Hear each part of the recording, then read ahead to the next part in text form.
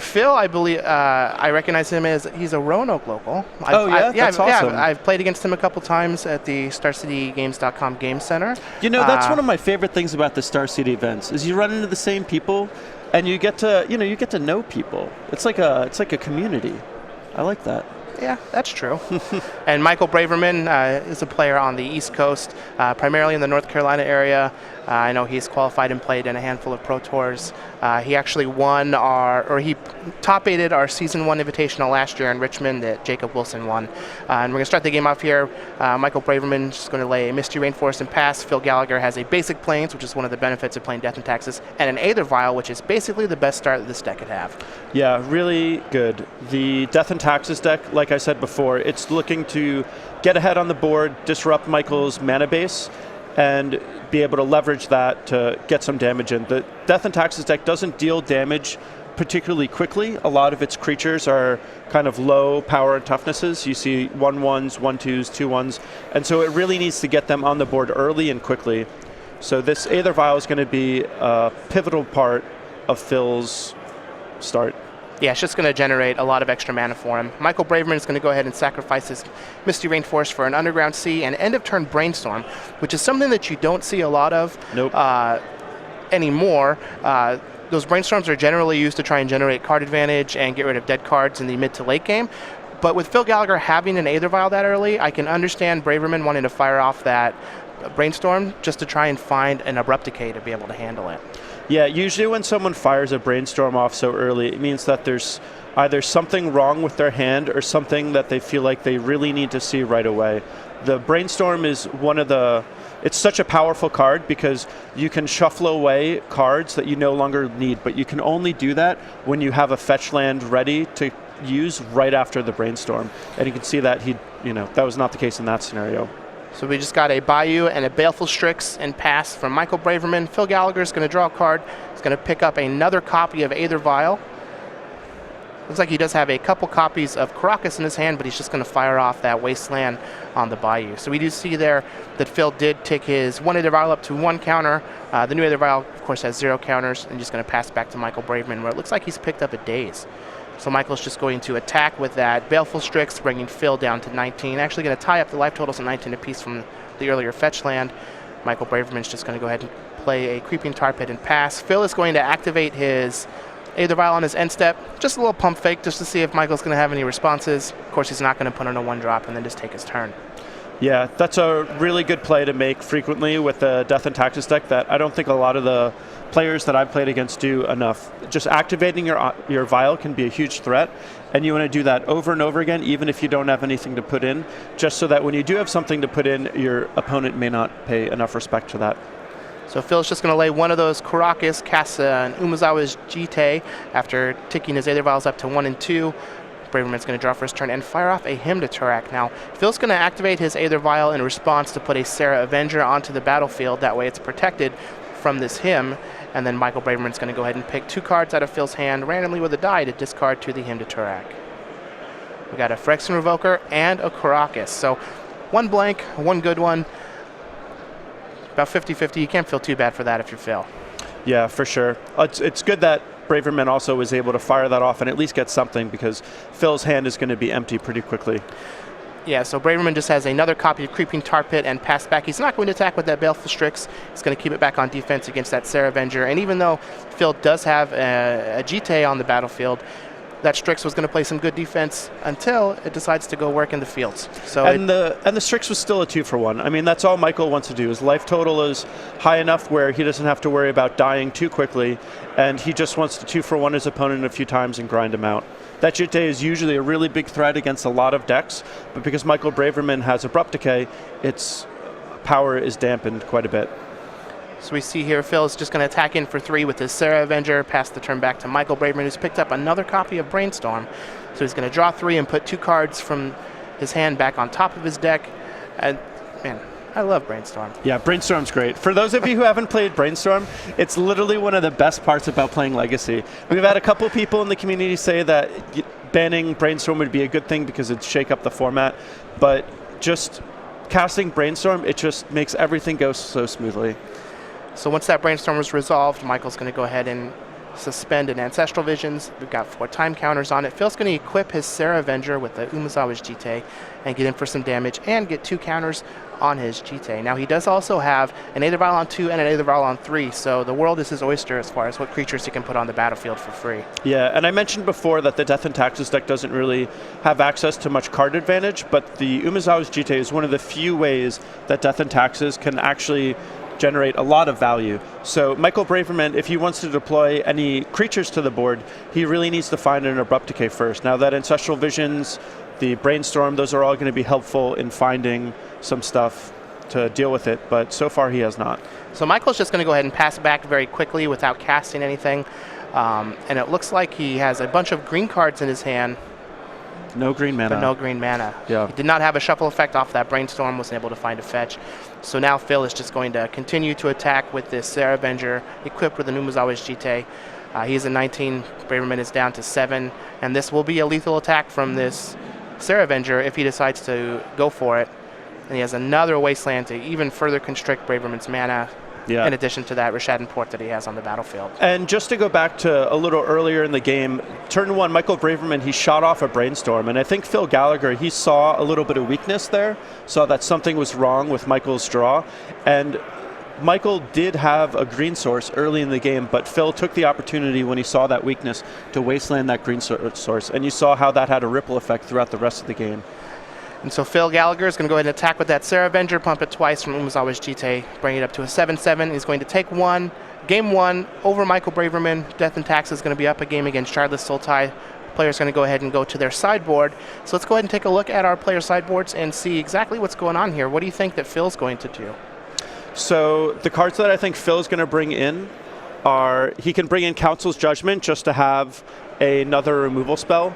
He could bring in Wiltleaf Liege if he just wants to be a bit more aggressive, which certainly would be reasonable. Wiltleaf Liege is also really good against the discard effects that Michael Braverman may still have. And Abrupt Decay. Right. And Sword of War and Peace could also play a little bit of utility just to make his creatures better in combat, also protects them against, Abrupt Decay, things of that nature. So for Michael Braverman on Shardless Sultai, what do you think that we're going to see there? So I think that Braverman is going to be looking to bring in the Disfigure and the Toxic Deluge and the Baleful Strix. I think basically Braverman, he just wants to grind his opponent out. Toxic Deluge and Baleful Strix are great 2-for-1s. And then the Disfigure is just going to help ensure that he doesn't fall behind on tempo. Yeah, just going to be... These 1-mana removal spells is really where you want to be against the decks that don't have Brainstorms. If you're able to trade your cards efficiently for theirs and then pull ahead with your Brainstorms in the mid to late game, that's the game plan that you want to be on. For sure. So now, as we were going into this match, I mentioned that there are just a couple of weekends left, open weekends left, until we hit the Season 1 Invitational. So let's go ahead and take a look at this Season 1 schedule that we have left. So we're in Philly this weekend playing Legacy. Next weekend, we're going to be in Louisville for a Modern Open. I take that back. We were in Louisville last weekend. Mm-hmm. Next weekend, we'll be in Indianapolis for a Standard Open.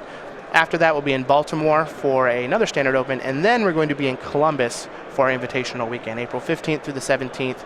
It's a split tournament, Standard and Modern, and we're going to have not only the winner of the Columbus Invitational is going to punch their ticket for the Players' Championship, but the top 3 points leaders at the end of that season will as well. Yeah, super exciting. And all around, just a star-studded lineup. I mean, I played at tournaments in all of these places, and they're all just great convention centers, great venues, really good, places to visit if you're looking for a road trip.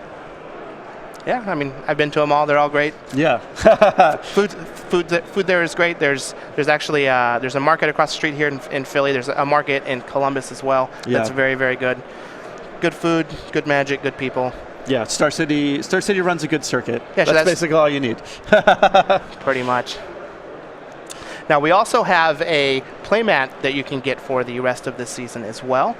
For playing in any of our Season 1 Opens, we have Kitchen Links, and you get this, furry feline just for battling, absolutely free. You don't have to pay anything extra. You just play in one of our opens. And these things are just sweet. I mean, they're all completely fun.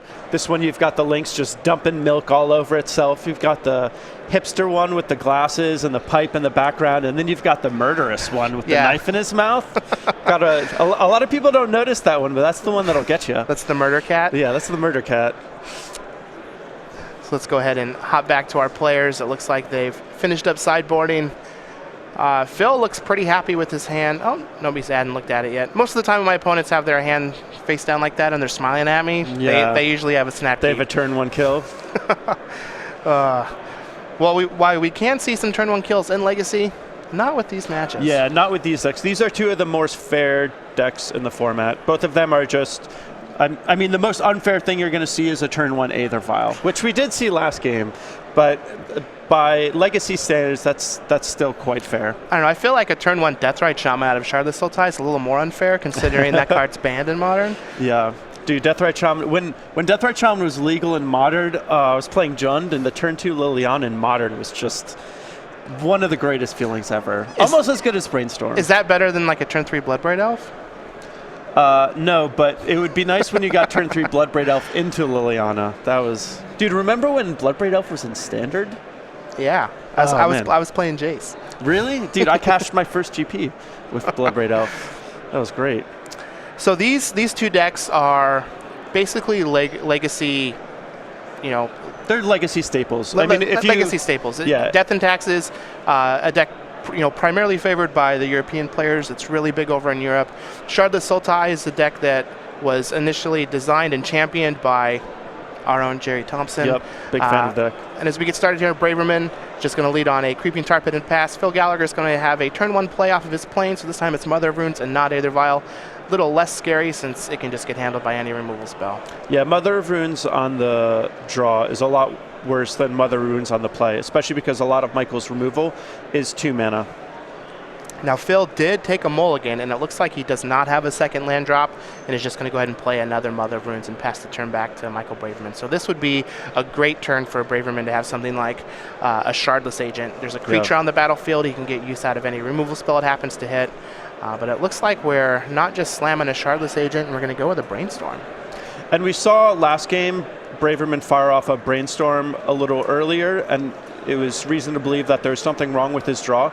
In this situation, this may be more of a value Brainstorm because he still has a land drop to play this turn, and we may see him just put 2 cards that he doesn't want on top, you know, 2 of it, basically the 2 worst cards in his hand, and then just play a fetch land, crack it, play something else, and those 2 cards are going to be gone, and his draw is going to be significantly improved. And now we see that fetch land, like I said. You're just like a wizard. You can see what they're going to do before it even happens. Well, with Brainstorm, it's a very common play pattern, so I didn't ask for these powers. With great power comes great responsibility. Indeed. So Michael Braverman's going to fall to 19 using his Verdant Catacombs. We're going to get a Bayou, and I did spy what appeared to be another Abrupt Decay, and I think that's what he's going to fire off here against this Mother of Runes. Yeah, and you really want to kill the Mother of Runes before they lose their summoning sickness, because once they're online, those 1/1s are not meant for attacking. They just give other creatures protection from a color so that they don't die, and those Abrupt Decays are going to become a lot worse. Looks like Phil does not have another land yet again. He's just going to play an Aether Vial and pass the turn back to Braverman. And along the same lines with Mother of Runes, it's even more important for Braverman to get rid of those ASAP, since he does just have the 1 Deluge in the main and 1 Deluge in the sideboard as ways to handle it once it's able to tap and use its protection ability. Michael Braverman has 0 copies of Golgari Charm in his 75, which is a card that I traditionally really like against Death and Taxes. Yeah, for sure. So we're going to see a Tarmogoyf here from Michael Braverman. And then pass the turn back. It is going to be a 3/4, which... Ooh, not anymore! was a 3/4, as Phil Gallagher's picked up a second land here, and a Rest in Peace is going to... That Tarmogoyf just got neutered, my friend. Yeah, he's the 0/1 Tarmogoyf. It's not going to do much battle. In fact, it would die to a Mother of Runes at this point. Yeah. And again, I'd mentioned that the Death and Taxes deck doesn't have many forms of card advantage, but this one Rest in Peace does have the potential to blank multiple cards out of Braverman's deck. I mean, Braverman, not only does he have 3 more Tarmogoyfs that he can draw, but he also has the 4 Deathrite Shamans, none of which really do much without a graveyard. So we're just going to see a Misty Rainforest be used by Michael Braverman. It's going to fall down to 18. This is going to put him up to 5 mana, so he's going to be able to send in that Creeping Tar Pit and still play a 1-mana spell if he decides to do so. Which it looks like he is going to send that Creeping Tar Pit in. That's going to bring Phil down to 17. And does he have it something like a Deathrite Shaman to follow up, which would just be a 1/2 attacker at this point? Yeah. So one thing to note about the Shardless Sultai deck is one of the really powerful plays that it can make, which it has enough mana to do, and maybe we'll see, but setting up a Ancestral Visions with Brainstorm and then cascading into it with Shardless Agent. That is essentially the engine of the deck. And it is one of the more powerful things that we can see the Shardless deck do. So if you're wondering how the Shardless deck works, how it really grinds people out, that is like the big haymaker play that really sets it far ahead on cards that it's looking for. Yeah. 3 mana Muldrifter Ancestral Recalls. Yeah, really good. So Phil has some things going for him now. He's got that Aether Vial up to 2 counters. He was able to find a 3rd land this turn, deployed an Umezawa's Jite, and then put a Thalia, Garden of Thraben, onto the battlefield. Now this is a very good creature at this spot. Obviously that Tarmogoyf is only an 0/1, but Thalia can attack through Creeping Tar Pit if Michael Braverman decided to keep it back on the defense, as she is a 2/1 first strike. Yeah, despite Phil being behind on lands, he was still able to make a play every single turn, and his draw is kind of lining up in an awkward way for Braverman to deal with. Phil has 3 problematic permanents there, the Rest in Peace, the Umezawa's Jite, and the Thalia. And Braverman doesn't, he's already used 2 Abrupt Decay, so he only has 2 left. And his Toxic Deluges, you really want them to be able to clear multiple permanents off the board. But in this situation, there's only one of the problematic permanents was a creature. And so Braverman is stuck just 1 for 1ing in this situation. Now, Phil was able to pick up a copy of Karakas, and it looks like he's just going to cast this Mirren Crusader. Now he does have a Flicker Wisp in his hand, so he's passing back to Michael Braverman. He has his Aether Vial on 3, which will allow him to put that Flicker Wisp onto the battlefield. Right. And I think he's going to use it to bounce his Karakas and force Braverman to use both of his Wastelands here to get rid of that Karakas. Yeah, and Braverman has to know that something's up with the Aether Vial, so I think maybe the idea with the Flicker Whips is just to be able to protect the Mirren Crusader. Well, the Mirren Crusader does have protection from green and black, which is basically everything in Michael Braverman's deck. Yeah, still though, I think Phil's just playing it safe. He may also just want to flash it at end of turn as kind of a surprise, just to make Braverman sort of tap out with the Creeping Tar Pit and just get in some extra damage. Either that, or it looks like he could possibly just use this as a fog for the Creeping Tar Pit. He's just going to exile it. There we go.